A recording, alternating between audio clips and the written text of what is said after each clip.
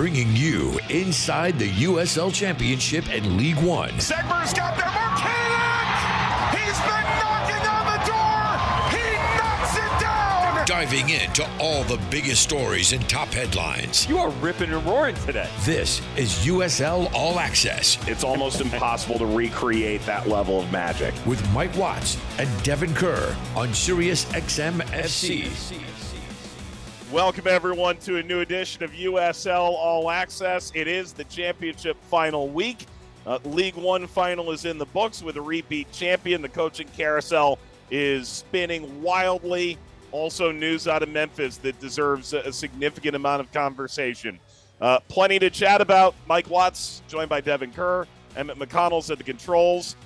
Devon, finally, we are headed back to Colorado Springs. I was naming the state, you named the city. Well done.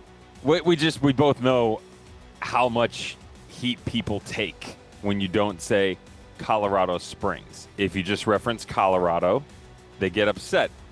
I understand that. I live in Florida. Don't group me in with the rest of those people. Be specific about where I live. When I say I'm traveling to Orlando or Fort Lauderdale, I will often say I'm going to Florida. Both are true. I'm both going to Orlando and Florida. I'm going to both very Colorado different places and Colorado Springs. Yeah. They can both be true, but also be wrong. Yeah, rectangle, depending square, on the people star. Depending on the people that you're visiting. Do you go to Louisville or do you go to Louisville? I go Louisville. That's right. Vital. How are you, man? College season done? College season's done, baby. Here we go. Yeah. That's the trip of the year for you, man. I mean, in the best and worst of ways. You are gripped from your family, certainly from the Northeast. So you can't be upset about the weather, but you're gone for quite a long time, right? I got to tell you, the weather, horrible in Pensacola. First time we've had a rainy final in my 8 years covering the SEC. However, really nice beach views. Could be worse, but I'm happy to be home. Yeah. I feel that on the weather. I was in North Carolina for ACC tournament, and the day of the final, it went from 38 to 68 or 69 within about 5 hours. So Hate that was for you. And Yep. it was a monsoon and freezing on semifinal night, which was Thursdays. So we're getting good weather, though, for the final in Colorado Springs. We are. Good news is 10 a.m. looks like 58 degrees and sunny in Colorado Springs. We'll chat about that coming up later in the show. Let's get back to USL All Access on SiriusXM FC with Mike Watts and Devon Kerr. We're back on USL All Access on this Tuesday night. Miss a part of the show, it's available on the USL YouTube page to our dozens of adoring fans. Also on the SiriusXM app with an indiscriminate number of people listening to it after the fact. With Devon Kerr, Mike Watts, Emmett's at the controls as ever. Thanks, buddy. You the GOAT. Let's talk about the conference finals. Before we get going, I just want to mention, can you believe an expansion team, Devon, has reached the USL final this year? Can you believe it? It's pretty shocking in the modern era, considering everything that we've gone through. But to be fair, it's also the third time. Yeah, but I mean, is Rhode Island really an expansion team? Of course they are. It's their first year of playing. I'm reading this article on Medium right now, and I'm not so sure. It says, please stop calling Rhode Island FC an expansion team. What the heck do they want us to call it? I don't know. It's the first year that they're playing. Yeah. Eschewing. I should be eschewing this article, but eschewing the common growing pains for a new franchise. Rhode Island conducted a masterclass in how to hit the ground sprinting, proving that slow development. And then I'm not paying for hit the ground sprinting. Just one thing, and I am at marveling at the job that they have done. But to be clear, 1 win in 14 is not hitting the ground sprinting. Could have started a little better. Also, in speaking with Cano Smith, he literally said to hit the ground running is either very lucky or a pipe dream. They hit neither of those, but they ended up being where they need to be at the end. That's fine. I would love to know what that Still what an expansion team. What would they like us team. to call the team? Still an expansion team. Still an Literally. expansion team. This is the definition of it. It is a literal definition. All right, Dev, let's chat about the Eastern Conference final. Charleston starting on a 14-match unbeaten run at home. The 2 seed taking on the 5 seed Rhode Island. They had played twice in the regular season. They drew both. One of my favorite stories of the entire year actually came out of the 0-0 draw that they played 3-4 weeks into the year. I spoke to Kano and Ben in the lead up to the second meeting in October, which ended up being a draw as well, for that matter. It was funny. They exchanged their game plans after the match. So they were in the same coaching license course and essentially said, we don't see each other for 8 months.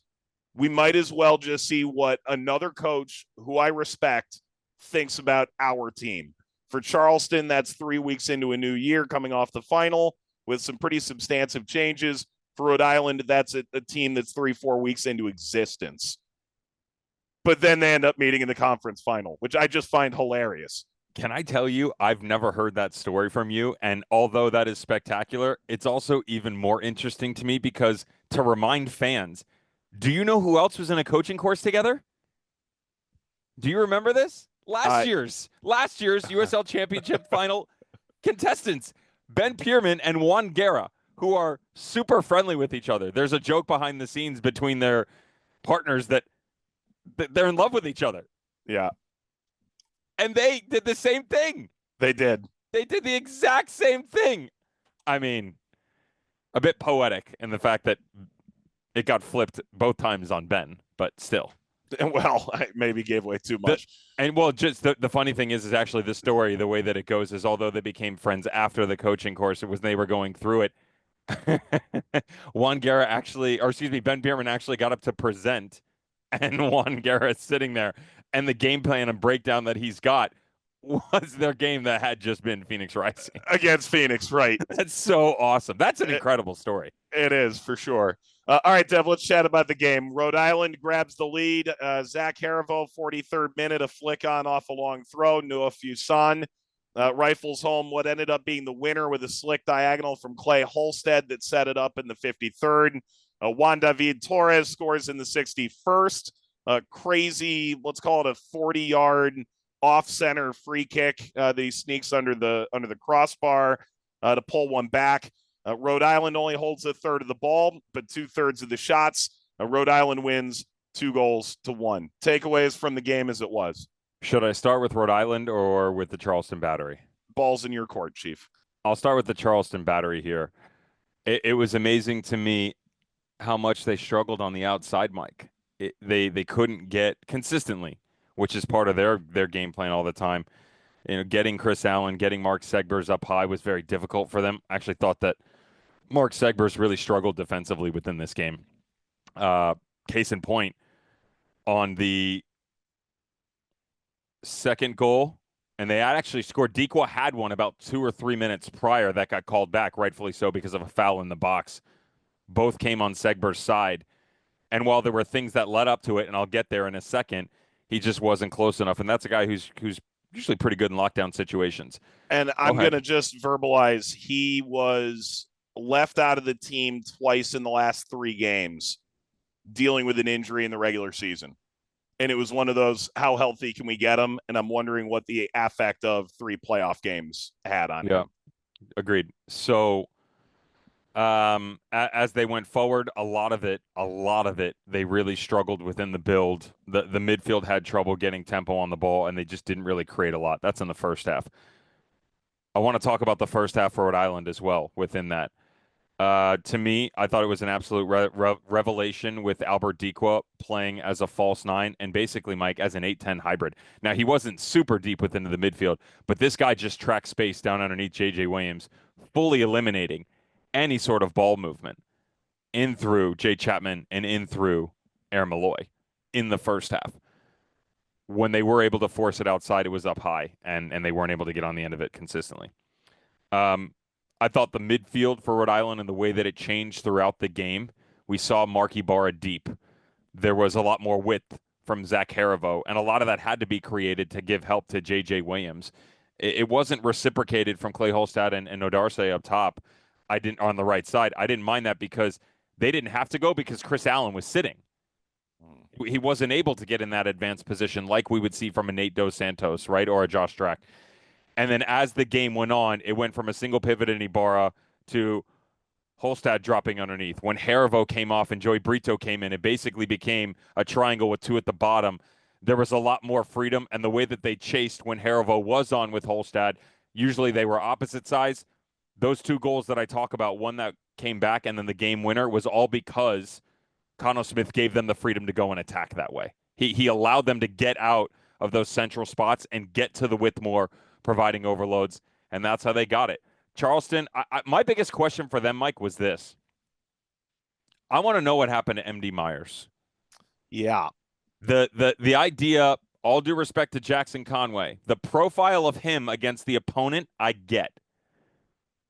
But I have a very hard time believing that a player who scores 14 goals in the regular season, a player who combines with Nick Marcanic for the most goals by a duo in USL Championship history, 42 in regular season, didn't fit the opponent's game plan for the final 3 games of the year.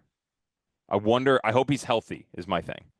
We saw him late, but I hope he's healthy, because the way that you beat this Rhode Island team in that game is you had to challenge the center backs, and you never got that out of Jackson Conway, and they waited way too long to make the changes in order to throw numbers up high and go after him. Yep. Charleston, this is the end of the Nick Marcanic era, was obviously sold mid-season and is headed to Europe. 30 goals over the course of regular season and postseason. Not sure we'll see that again. Obviously, we probably never thought we'd see someone crack 25, so you never know. Here's a stat on MD Myers that stands out to me for them moving forward. He was top 5 in goals per shot on target, which is to say, in theory, more opportunity with his efficiency. He could very well be a 20-goal scorer next year, assuming that he gets to be the guy, but they have to find a way to get him the ball. Juan David Torres, to me, arguably their most underrated, most electric. To find that guy out of nowhere is a masterstroke and maybe a little bit of luck. I assume they'll be back. Rhode Island, their second win was in May. We'll chat about this later. Third most goals, and I know that includes dropping 8 on Miami in the last regular season game. 7th best in goals conceded. They belong. Rhode Island belongs. Mike, and here's a big one for me just as we depart here. I talked about this last week. Out of the 15 draws, they only led in 5. It shows character, their ability to come back. They have now led in 7 out of their last 8 games. That 8th game was a 0-0 draw against Loudoun. So in all the other 7 games where they scored, they've gone out first. They're 6-0-1. There's only 1 draw. This team has the balance to not only figure out how to find a way to stay within a match, but to get out in front and stay out in front. And that's pretty scary. And they've been great for, let's call it, about 25 games now, dating back to midseason. All right, Colorado Springs and Las Vegas in the Western Conference. Let's not forget, in the regular season finale, had Vegas won against North Carolina or Colorado Springs lost to Sacramento, this game would have been at Cashman, but it wasn't. It was at Widener. Sold out, off the hinges. Vegas, 70% of the ball. Damas could have scored inside 10 minutes. Zandy, I thought, was definitely onside in the 11th minute. 100%. It's not even a question. Yeah, no VAR. Can't go back and look at that. To say Colorado Springs had only 7 shots and 2 on target is leaving them a bit short. They hit the woodwork twice. Zandy basically did score, should have scored. Damas and Enriquez hitting the woodwork in each half. Ball leased it to Hada in the 38th minute off a free kick. Right place, right time. Let's call it phase 1.5 of the set piece. Roofs it. Incredible save from Herrera in the 89th, who knew absolutely nothing about that ball that hit off his hand. Nothing. He just made himself big, and that was enough. And Colorado Springs Dev wins the West for the first time. I am in awe of the defensive performances that have been Colorado Springs. I don't see people give it enough credit. And we're probably part of that narrative as well, given the identity that was set when this group came to Colorado Springs now 3.5 years ago, 2021. Brennan Burke, James Chambers, Stevie Hogan, Alan McCann, right? Like all of those guys and the players that they brought with them were all about 100 miles an hour the other direction.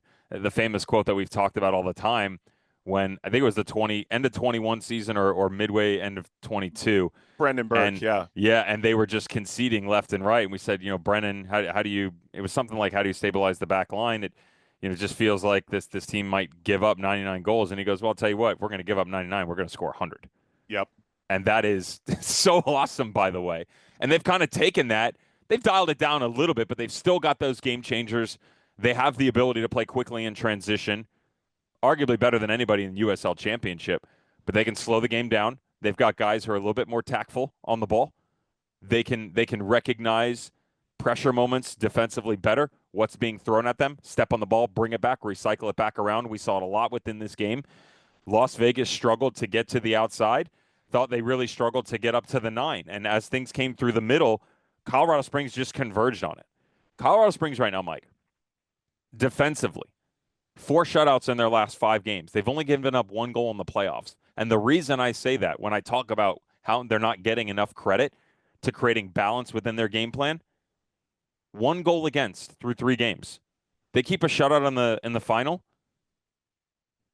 Forget about if they go to penalties. If they keep a shutout in the final, right? They tie for the best run defensively ever in the history of USL Championship with 1 goal. You have any idea who that was? Rochester? Oh, yeah. You know what? You're not wrong, but you're not right. It's a tie for 3rd. Rochester is one of them. You've also got that great San Antonio team of 2022 and Louisville City in their inaugural title in 2017 also only gave up 1 goal. I think the way that they've had to move on the back line, Delence Pierre coming in, Duke Lacroix out. I love what Aiden Rocha has brought to this team. A guy that we saw that 6'8" pivot within the midfield next to Speedy Williams. You play him at right back, left back. Obviously, he's on the right side now. It's something that I had extended conversations with his coach at Georgetown when he was coming out. Understand that this is a wrestling guy who is going to do whatever it takes. Played soccer late. Figured it out. Went to Georgetown. All Big East. Big East midfielder of the year. Had a little bit of a tenure under Ryan Martin in Loudon, who from a tactician standpoint understands the game really, really well, learned a lot, and now I just think that they utilize their players on that back line so well. Matt Mahoney, that Zandy goal you talked about that got called back, and we've seen this a couple of times, the way that he drove off the back line, drawing 2 players out, beating a third, and slicing right through the middle, those are the type of passes it's going to take to get through that Rhode Island team. And Vegas just didn't have enough on the day. They seemed too isolated in their positions. I know I went a little bit more into Colorado Springs. I just wanted to pay him credit because while I don't think it was their best performance, I think they've been an absolute masterclass on the defensive side of the ball. Yep. Meanwhile, Las Vegas is done. Plus 30 is not the biggest year-over-year turnaround. If they had won their finale, they would have been a 2 seed instead of a 4. That's neither here nor there. When you consider the history of the club, relative even to Charleston, who I know had 2 bad years, but 30 really good ones before it. Yeah. Las Vegas, this is the biggest transformation, whether they set a record or not, that I've ever seen in this league. How they add to this next year, they start with the benefit of having players under contract before February 1st, which is a horrifying thought.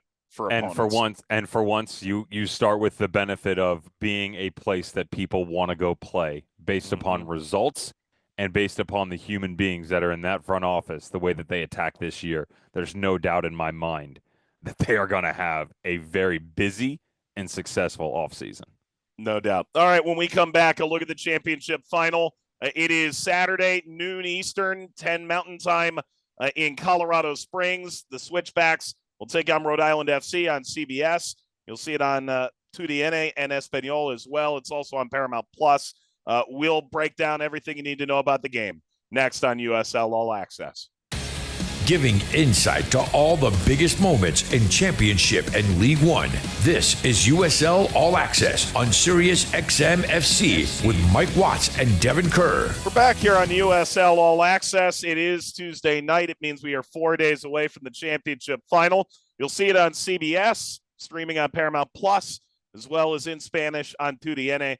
Mike Watts, Devon Kerr will be with Marion Crowder for the call of the championship final on network television for the first time, noon Eastern on Saturday.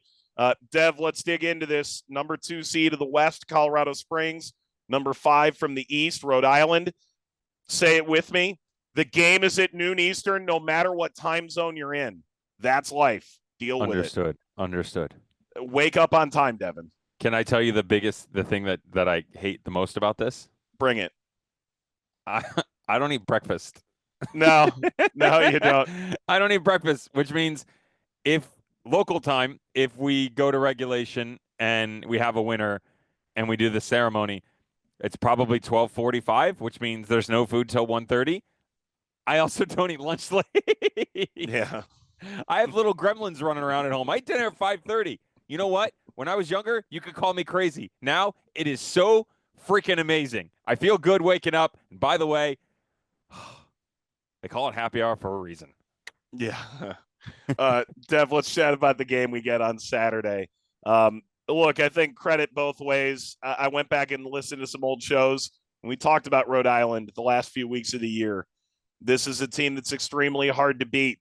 This is a team that is clearly rounding into a form that they could do genuine damage. I felt like them going to Louisville was a real concern. They're the only team that had broken the hex there. They did it again. You were on Colorado Springs for 5 months now. Yeah. Once they got it turned, you were on board with what they were doing. I went back and looked the second to last week of the regular season. You said outside of the top 2 seeds, either conference. I said Sacramento at the time. The following week after Sacramento's dip continued, you asked the same question. I jumped on Colorado Springs. You said, hey, buddy, you finally joined me on the bandwagon. The sides met May 17th. Very different time. Colorado Springs, 3-1 victory. It was only Rhode Island's 10th ever game. They moved to 1-3-6 with the loss. Nadarse scored the opener from Pa-Modou Kah. Then it was Damas, an own goal that was basically Jonas Fjellberg's, although it ends up being an own goal. And then Ronaldo Damas, a penalty to put it away. At the time, James Chambers was asked about digging out of a 5-loss hole in their first 5 games. He said, this is like a mortgage that we're still paying it off. We owe it to people after the start to the season. Yeah, we won a couple of games, but it's not enough. We want more. Dev, what does more look like on Saturday for Colorado Springs? I mean, what a quote, by the way. Indeed. Those boys out in Colorado Springs are a PR disaster in the best of ways. I mean, just to have that on lockdown, Brennan Burke in the past, that is great. They're very well versed. Okay, so I talked about Colorado Springs and how clean they've been on the defensive front. I think their changeability going forward is going to be a big one within this game because of how difficult Rhode Island have proved to not only break down, but break down consistently, finding extra levels to stay within a match. Damas's speed is going to be a problem for the back line of Rhode Island. It's that simple. And my question is going to be do they adjust with the goalkeeper or do they adjust by sitting back a little bit further? It's a decision to make. It's a decision that we saw by Las Vegas Lights in the second half of the game that eliminated Ronaldo Damas from any sort of contention. It's the same reason why James Chambers yanked him off. The team sat high. They kept their line. The goalkeeper, Rico Rosarina, came much higher off his line, so the long balls weren't in. So I wonder what the 9 looks like. I'm also wondering what the 10 looks like. Tyreek McGee has been the choice for the most part. Cole Morocco, the loanee from Columbus Crew, a very experienced player. He gives you a different look in that he's not now 10. I don't think he's as good as just the singular 10, but he gives you flexibility more within the pockets, and that's probably where they need this player to be the most. So it's going to be one of those two. And then the back line, the way that the midfield shifts from Rhode Island FC, I want to see how aggressive Rhode Island's going to be in the outside and specifically what their wingback choice selections are going to be like. So Jose Quezera was out on national team duty. He comes back in. You would imagine that's first choice selection, and he goes back in. Noah Fuson has been a revelation out there. We've only seen him 4 times in the starting position this year at wingback. Every single time, I believe they're 3-0-1 or 4-0-0 in those games. I talk about flexibility. He can play high. He can play deep. He can defend. And then on the right side, Stephen Turnbull, who was the number one choice the entire year, he's lost that spot due to injury. Coming back in, he's gotten some minutes. Again, squad selection on the outside for Rhode Island FC. I'm not worried about them within the midfield. Defensively, it's more so what are Colorado Springs going to throw at them in the middle and up top, and how do they adjust accordingly, both teams, as the game goes on. All right, here's a couple stats that hit me as we go into this game. Colorado Springs, 81 times that they were offside this year. That's most in the league. If you're Rhode Island, we talked at the beginning of the year, who the hell is playing center back? You figured that out. However, this is a side that tends to be more combative. I think if you try and combat high and you end up getting caught behind, to your point about Damas's speed, you could have a real problem. Playing a high line is something a lot of teams do against Colorado Springs to try and take advantage of a lack of discipline. I don't know that that's the best option in this particular instance. Matt Mahoney, one of 3 Ironmen in the entire league this year, the only one who's a field player. There's another one on his team, Christian Herrera, who's played every minute of every game this year. Conversely, for Rhode Island, 15 draws. We talk about it a lot. That's a league record. They're not going to beat themselves. Rhode Island, 2 teams have ever done each of these individual things. Phoenix, the only team to go win 4 road games to win the final. Only team to win as an expansion is Sacramento. So 2023, 2014, they're trying to do both. This is, as I mentioned, one of the most combative, 406 tackles, Rhode Island. They're going to be ready to go gum this game up a little bit. Here's the other thing I'll make mention of, Dev. I think there's a couple of things that we talk about that are prerequisites. Being top 10 in goals scored and goals conceded has been a heck of a marker. Both these teams fit that. The other one is something you always track. Winning 4 in a row usually makes all the difference. Rhode Island, this is the first time they've done it. They just got to 4. Colorado Springs did 5 midseason and then 4 again in the early fall and then again here at the end. Yeah. I mean, I think you have to take a look at that and just understand that the patterns within these and familiarity within it all, that you expect to be there, you belong. It's a spark for Rhode Island at the tail end of things. And for Colorado Springs, it's wash, rinse, repeat in terms of consistency. I would also say that just one added thing, although they've dropped a couple of games out in front at home, Colorado Springs have only lost once this year. Once after they've scored the first goal. So you talk about playing that high line, whether you come high or you come deep. If you play too high and you concede, you are tempting fate. 14 home matches, only 1 loss when they scored the first goal. And they scored first 13 times, by the way. And it will be sold out. They're already selling standing room. Hundreds of fans are coming from Rhode Island. We can't wait. Noon Eastern, CBS, Saturday. Me, Devin, Marion Crowder. That's also on TUDN. We will not be calling the game in Spanish. Back in a moment with a look at the coaching carousel around the USL Championship. Next on USL All Access. You're listening to USL All Access on SiriusXM FC. Here are your hosts, Mike Watts and Devon Kerr. We're back on USL All Access. The final is Saturday on, CBS. And TUDN. Dev, are you handing out the trophy this year? You know, it's ironic. The only time I was ever actually allowed near the trophy was when there were no league officials around it. Is that about to change? I would love to be involved in that. I can tell you, I've got a great video when they came down and did a photo shoot. They left it in the box. They left the padlock unlocked, and I made myself very familiar with that beautiful piece of stainless steel. Wear the gloves and everything. Happy to take part. Sounds like a plan. You'll be up on the top? No, I'm staying upstairs. All right, Dev. Pa-Modou Kah is confirmed as the head coach at Phoenix Rising this week. You had reported sources had already reported. Tom Boger put it out first. You provide plenty of info on that. Anything to add? Seems like a good decision. Yeah, we talked at length about it, so I know there's a lot of other people that we want to talk about in this situation, but accountability is everything. It's something that certainly Juan Guerra preached during his time there with Phoenix Rising, not just as the head coach that won the title last year in 2023, but being as an assistant on the sideline, and it's something that the organization needs, and they need to get results early because that fan base is they're pretty hot right now. So that expectation for Pa-Modou Kah can't be any higher than what we've seen in recent memory for Phoenix Rising. Meanwhile, in Tulsa, Luke Spencer named the new head coach. Mario Sanchez will focus on his role as the technical director. Not Luke's first effort signing the lineup card. He was 4-1-1. It's part of the triumvirate with Paolo and George Davis IV in the 2018 title year. He was the one, along with those two, that actually switched them to the 4-back that turned their season around. They've also made their first signing, Khalil El-Medkar, coming to Tulsa. Good for Luke.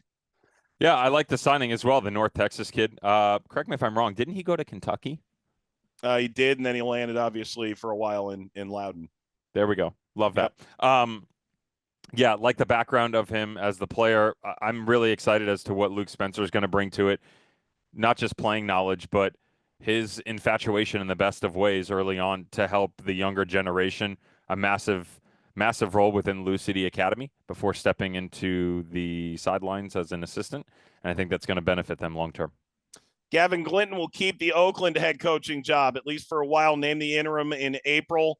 Coach of the month in June. They finished 6th, 11-12-4 in his tenure. But, Dev, they did beat Louisville, Orange County, Sacramento, Tampa Bay, and Las Vegas.